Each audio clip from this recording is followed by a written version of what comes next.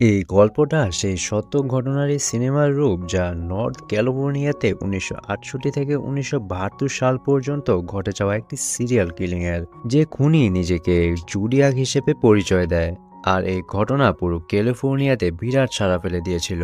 সেই সমস্ত ঘটনাই থাকছে আজকের এই ভিডিওতে। গল্পের শুরুতেই দেখানো হয় ভালোয়া শহরের মাইকেল ও ডার্লি নামের একটি কাপলকে। তারা গাড়ি করে ঘুরতে আসে, কিন্তু তাদের পিছনে আরেকটি গাড়ি দেখতে পায়। মাইকেল ডার্লিকে বলে, এটা কি তোমার স্বামী ছিল? ডার্লি বলে যে না, এটা আমার স্বামী না। তখনই পিছনে গাড়ি থেকে একজন লোক নেমে তাদেরকে সামনে গুলি করতে থাকে। গুলি করা শেষে সে নিজে পুলিশকে ফোন দিয়ে বলে যে সে দুটি খুন করেছে। পুলিশ দেখতে পায় ডার্লি মারা গেল, মাইকেল বেঁচে রয়েছে। 1 মাস কেটে যায়। রবার্ট স্মিথ নামে এক লোককে দেখানো হয়, যে ক্রনিকাল নামক একটি সংবাদপত্রে কার্টুনিস্ট হিসেবে কাজ করে। এই সংবাদপত্রের ক্রাইম রিপোর্টারের নাম পল, যে রোজ ক্রাইমের রিপোর্ট লেখে। সেদিন এই অফিসে একটি চিঠি আসে, এবং চিঠিতে প্রথমে দেখানো খুনের সকল বর্ণনা লেখা রয়েছে, যা শুধুমাত্র পুলিশ এবং খুনি জানে। চিঠিতে লেখা যে আমার এই চিঠিটা যদি তোমরা তোমাদের নিউজ পেপারে প্রথম পাতায় না ছাপাও, তাহলে আমি এই খুনের মিছিল চালু রাখবো, আরো খুন করব। এই চিঠিতে একটি চিহ্ন এবং কোড ছিল, যে কোডের মধ্যে খুনির পরিচয় রয়েছে। রবার্ট বলে, আমি শিওর এই কোডের মধ্যে খুনির কোনো পরিচয় নেই। আর তারা ঠিক করে যে তারা এই চিঠিকে প্রথম পাতায় নয়, চতুর্থ পাতায় ছাপাবে এবং এসব কিছু পুলিশকে দিয়ে দিবে। খবরের কাগজে এই কোডটাকে দেখে এক বৃদ্ধ দম্পতি সেটাকে সলভ করে। পরে পল এসে রবার্টকে বলে, তুমি ঠিক বলেছিলে, খুনি তার পরিচয় দেয়নি। পরে রবার্ট দেখতে পায় যে খুনি কোডের সাহায্যে এটা বলেছে যে সে খুন করে মজা পায়, আর যাদেরকে সে খুন করবে তাদের মৃত্যুর পর সেই সমস্ত খুন করা লোক তার দাস হয়ে থাকবে। এই কোডের মধ্যে কিছু কোড সলভ করা হয়নি দেখে রবার্ট তা সলভ করে, এবং সেখানে লেখা থাকে ভয়ঙ্কর জানোয়ার। এরই মধ্যে আরো একটি চিঠি আসে। সেই চিঠিতে খুনি নিজেকে জোডিয়াক নাম দেয়। 1.5 মাস কেটে যায়। নেপা কাউন্টিতে এক কাপল শুয়ে থাকে। তখনই খুনি জোডিয়াক সেখানে এসে তাদের কাছে গাড়ির চাবি, মানিব্যাগ নেয় এবং তাদের হাত পা বেঁধে একটি চাকু দিয়ে কুপিয়ে কুপিয়ে হত্যা করে। এরপর তাদের গাড়ি নিয়ে রাস্তায় রাখে এবং গাড়ির ওপর খুনের তারিখ আর খুনের হাতিয়ারের নাম লেখে। নিজেই পুলিশকে কল করে আর বলে, আমি দুটো খুন করেছি। সেখানে দেখানো হয় মেয়েটি মারা গেল, লোকটা বেঁচে আছে। এই খবর নিউজ কোম্পানিতে পৌঁছে যায়। তখনই রবার্ট খুঁজে পায় ভয়ঙ্কর জানোয়ার কথাটা একটা সিনেমা থেকে নিয়েছে, আর যে সিনেমার নাম ছিল মোস্ট ডেঞ্জারাস গেম। সেখানে বলা হয় মানুষই সবচেয়ে ভয়ঙ্কর জানোয়ার। আরো 2টি সপ্তাহ কেটে যায় এবং একটা ট্যাক্সি ড্রাইভারকে গুলি করে মেরে ফেলা হয়। খুনের ইনভেস্টিগেশনের দায়িত্ব পড়ে ডেভিড স্মিথের আর বিল আর্মস্ট্রং নামের ডিটেকটিভের উপর। তারা ক্রাইম সিনে এসে ইনভেস্টিগেশন করতে থাকে। ড্যাব পাশের বাড়িতে যায় যেখান থেকে পুলিশ স্টেশনে কল করা হয়েছিল। ড্যাব বাচ্চাদের কাছ থেকে জানতে পারে খুনি একদম সাধারণ, ফর্সা দেখতে, আর সে একটা কাপড় দিয়ে রক্ত মুছে নিয়েছিল। পরের দিন ক্রনিকেলে আরো একটি চিঠি আসে, যেখানে খুনি একটি চিঠির সাথে রক্তমাখা কাপড়ও পাঠায়। রবার্ট সে মিটিং রুমেই থাকে, কারণ এই খুনিকে ধরার একটি ইচ্ছা তার মধ্যেও আছে, কিন্তু এডিটর তাকে কার্টুন বানানোর জন্য বাইরে পাঠিয়ে দেয়। ডিটেকটিভরা সেখানে এসে রক্তমাখা কাপড়টি নেয়। এডিটর বলে এই খুন আরো ভয়ঙ্কর হতে চলেছে, কারণ খুনি চিঠিতে বলেছে সে একটা স্কুল বাস থামিয়ে বাসে থাকা সমস্ত বাচ্চাদের খুন করবে। পরের দিন রবার্ট এই জন্য তার ছেলেকে স্কুল বাসে যেতে দেয় না। ড্যাবস চিঠির দুটো হ্যান্ডরাইটিং ম্যাচ করার জন্য দেয়, এবং বিল বলে স্কুল বাসের কথাটা নিউজে দেখাতে হবে। আর সে খবর টিভিতে দেখানো হয়, এবং সেখানে বলা হয় যদি জোডিয়াকের সম্পর্কে কেউ কিছু জেনে থাকে তাহলে সান ফ্রান্সিসকো পুলিশে জানাতে। এই খবরের পরে অনেক লোকের কল আসতে থাকে।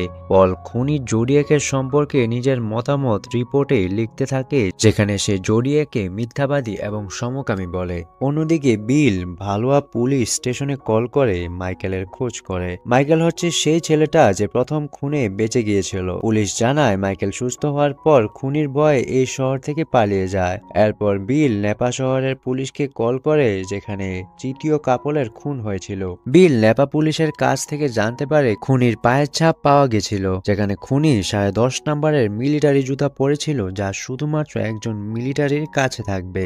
তখনই দুই লোকাল পুলিশ সেখানে আসে আর বলে তারা এই ট্যাক্সি ড্রাইভারের খুনিকে দেখেছিল যে খুব স্বাভাবিকভাবে হেঁটে যাচ্ছিল, কিন্তু তখন পুলিশ স্টেশন থেকে বলা হয়েছিল কোনো নিগ্রো লোক খুন করেছিল, তাই তারা সেই লোককে আর কিছুই বলেনি। অন্যদিকে পল রবার্টকে বলে জোডিয়াক প্রথমে যাদেরকে মেরেছে তারা সবাই কাপল ছিল, আর সে মেয়েদেরকে খুন করতে এতটা ব্যস্ত হয়ে যায় যে ছেলেদের কথা সে ভুলে যায়, তাই সব মেয়েরা মরলেও ছেলেরা বেঁচে গেছে, আর এগুলা নিয়ে সে ভাবতে থাকে। আর দুদিন পরে সেখানে এসে একজন ট্যাক্সি ড্রাইভারকে কেন মারবে। দুদিন পর জোডিয়াক পুলিশ স্টেশনে কল করে শহরের ফেমাস লয়ার মেলভিনের সাহায্য চায়, তাই তাকে লাইভ টিভি শোতে আসতে বলে যেখানে জোডিয়াক তাকে কল করবে। শোতে জোডিয়াক কল করে এবং বলে আমার মানসিক ডাক্তারের সাহায্য চাই, আমার মাথা প্রচুর ব্যথা করে।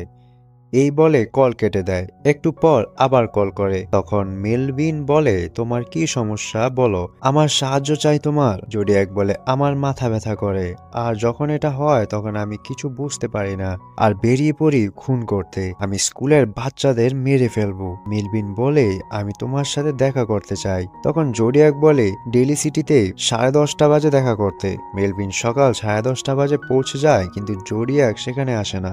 ডিটেকটিভরা জানতে পারে এই কলটা একটি পাগলা গারদ থেকে একটি পাগল করেছিল। 2.5 সপ্তাহ পরে আবার জোডিয়াকের একটা লেটার আসে, সেখানে সে পুলিশদেরকে নিয়ে অনেক মজা করে আর তাতে বুম বানানোর পদ্ধতিও পাঠায় আর সাথে একটা কোড পাঠায়। পল তখন রবার্টকে বলে তুমি কিভাবে জানলে যে আরো কোড পাঠাবে। রবার্ট বলে আমার শুধু মনে হয়েছে, এবং সে একটি বই দেখায় কোড লেটারের। এই বই থেকে কোড ব্যবহার করা হয়েছে আর এদেরকে জোডিয়াক লেটার বলে। প্রথম খুন হবার প্রায় 1 বছর হয়ে গেছে।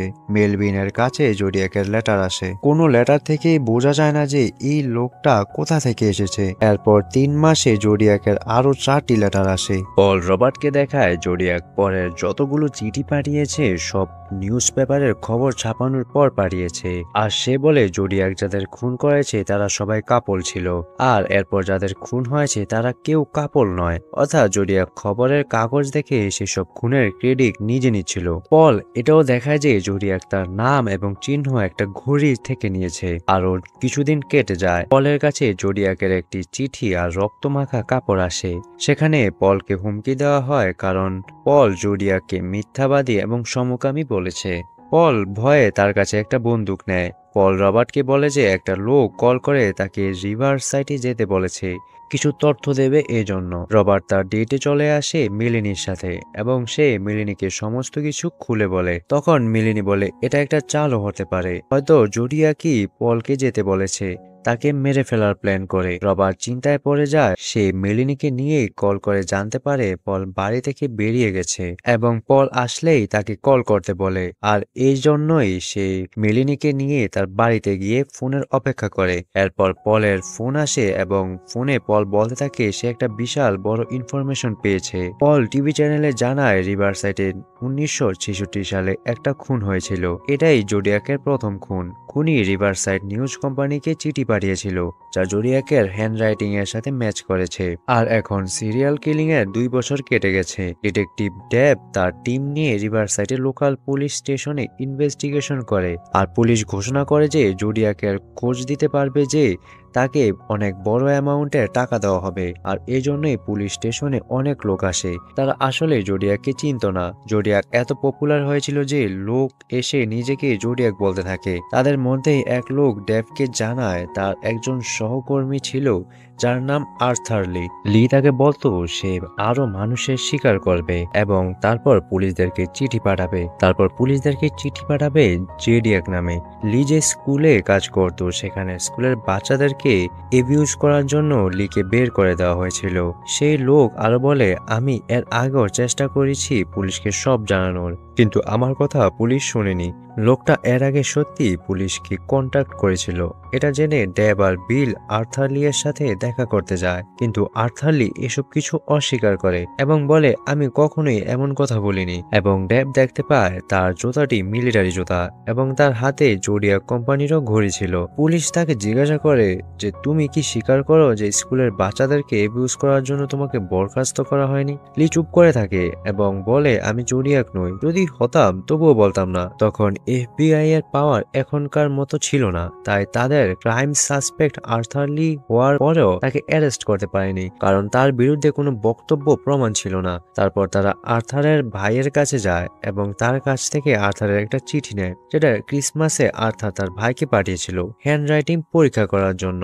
এবং হ্যান্ডরাইটিং পরীক্ষা করার পর জানা যায় এটা জোডিয়াকের হ্যান্ডরাইটিং নয়, এটা লেফট হ্যান্ড রাইটিং, আর জোডিয়াক রাইট হ্যান্ড দিয়ে লেখে।